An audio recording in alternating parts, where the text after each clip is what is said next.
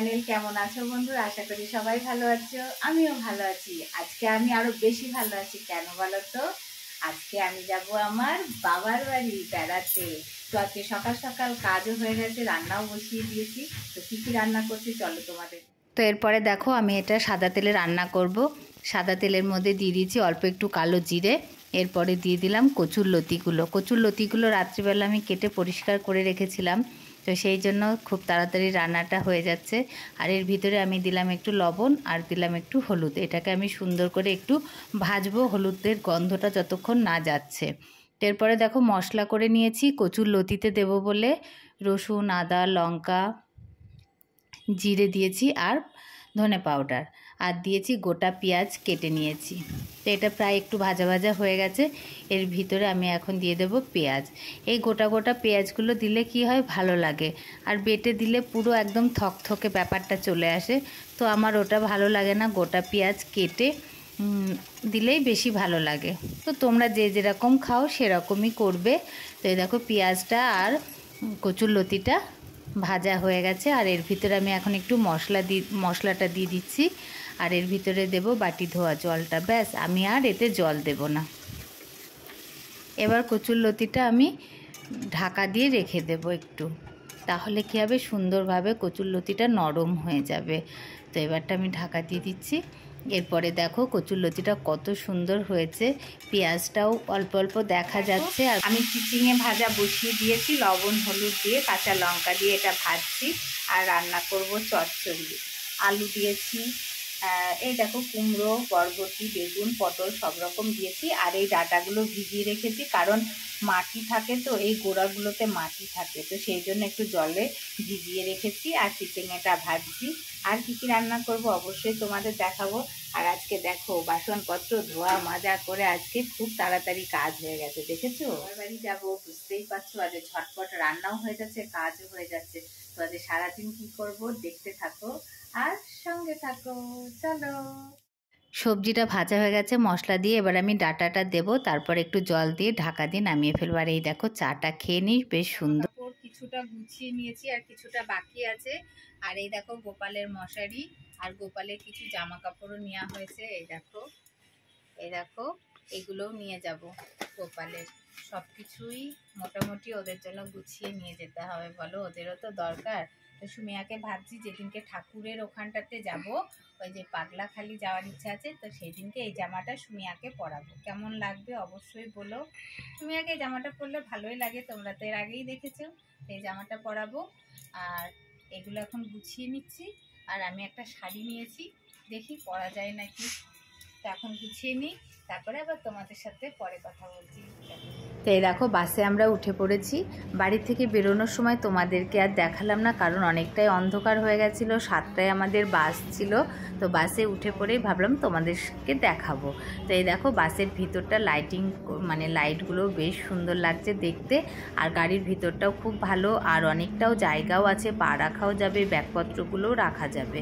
অনেক গাড়ি থাকে ছোট, একটু কষ্ট হয়। তাই দেখো কিছু লোকজন নেমে পড়ছে। আর এই দিকে হচ্ছে রসুনের বস্তা গাড়ির ওপরে লোড হচ্ছে। এইগুলো যাবে সব কলকাতায় বা দীঘায়, যে কোনো এক জায়গায় হয়তো নামবে, আমি সঠিক জানি না। তো গাড়িটা এখন থেমে আছে। ভাবলাম সুমিয়াকে ঝট করে একটু খাবারটা খাইয়ে নিই।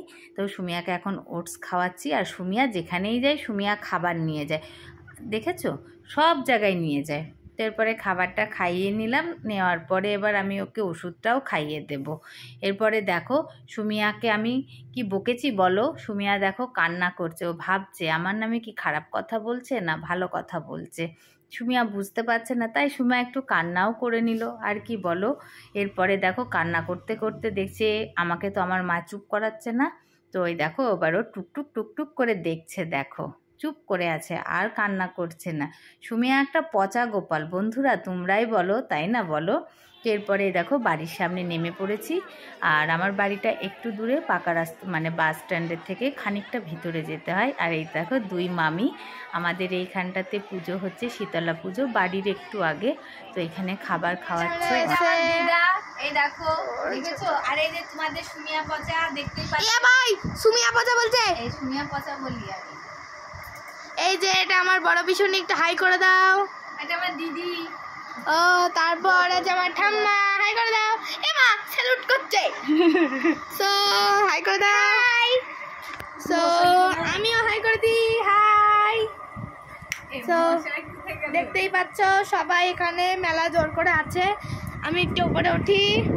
এই যে সবাই হাই করে দাও। তো সবাই হাই করে দিয়েছে। ওই যে দাদু, দাদু হাই করো, দাদু হাই করো। এটা দাদার ছোট মেয়ে, দেখো কি সুন্দর ডাকছে সুমিয়াকে। কিছু হাসি কিছু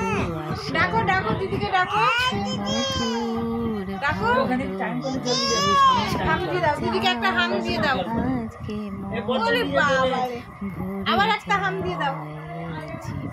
এবার ডাকো দিদিকে, ডাকো ডাকো, ওঠো, ডাকো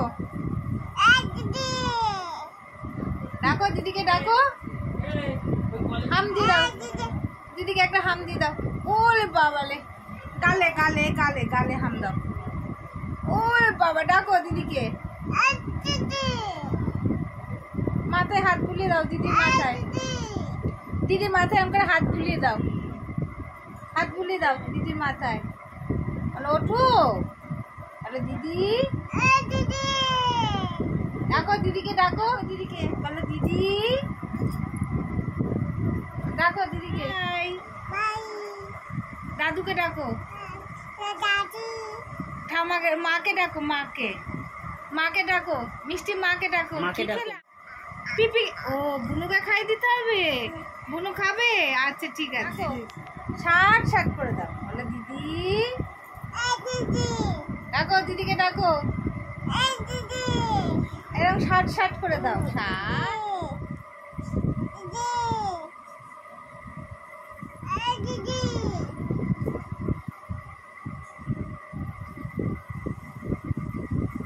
এই দেখো আমরা সবাই এখন যাচ্ছি পাগলাখালি। তোমাদেরকে তো বলেছিলাম যে আমরা পাগলাখালি যাব সোমবারের দিনকে।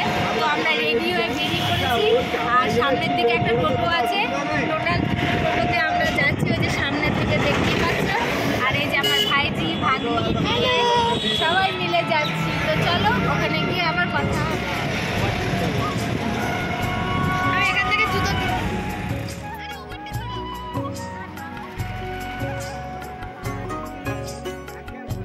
খুব ভালো লাগছিল যাওয়ার সময়, দুই পাশে মাঠ আর মাঝখান দিয়ে রাস্তা।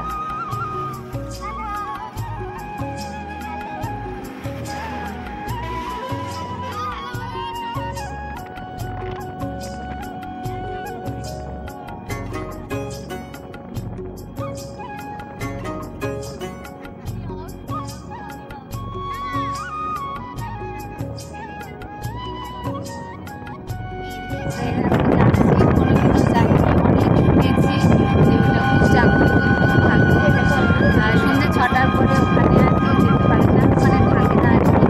তো আজকে যাচ্ছি, জানি না কেমন আনন্দ লাগছে, সবাই মিলে যাচ্ছি, একসাথে মজা করবো। তো চাই চলো দেখাই তোমাদেরকে। আর খুব মনের মধ্যে আনন্দ করছে, সত্যিই খুব ভালো লাগছে। যে ওখানটাতে অনেক থেকেই যাবো যাবো করছি, যেতে পারছিলাম না। তো ভালোই হলো, হঠাৎ করে বেরিয়ে পড়লাম। গিয়ে তোমাদেরকে দেখাবো। এই দেখো টোটো, এই যে আরেকটা টোটো। আজকে সোমবার, সব বাবার স্থানে যাচ্ছে। সামনের দিকে একটা বাস স্ট্যান্ড দেখতে পাচ্ছি, কিন্তু এই জায়গাটার নাম কি সেটা আমি জানি না। যারা যারা আসেনি একটু দেখে নাও, তারা তারা অবশ্যই চলে আসবে। আমি যতটা পারছি তোমাদেরকে দেখানোর চেষ্টা করছি।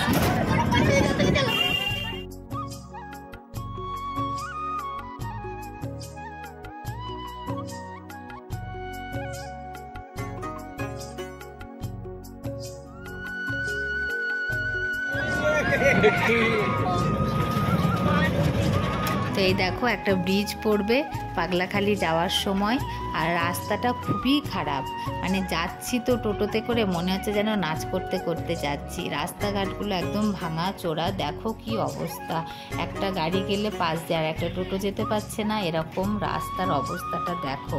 তো এ গলি ও গলি দিয়ে যেতে হচ্ছে, পুরো সোজাসুজি রাস্তা না। এই দেখো এখানে একটা কত বড় গাছ আর দুই দিকে দুটো রাস্তা, এখানে একটা মন্দির আছে। তো আবার বাঁদিকে যেতে হচ্ছে, মানে গলির পর গলি যেতেই হচ্ছে। আর রাস্তার পরিস্থিতি খুব খারাপ, তোমরা দেখো রাস্তাটার কি অবস্থা।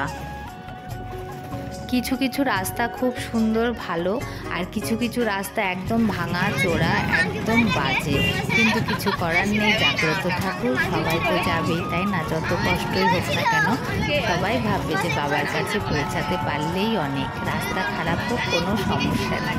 তো আমারও সেরকমই হয়েছে, সুমিয়া যা কিছুই হয়ে যাক না কেন তাও বাবার কাছে পৌঁছাবই।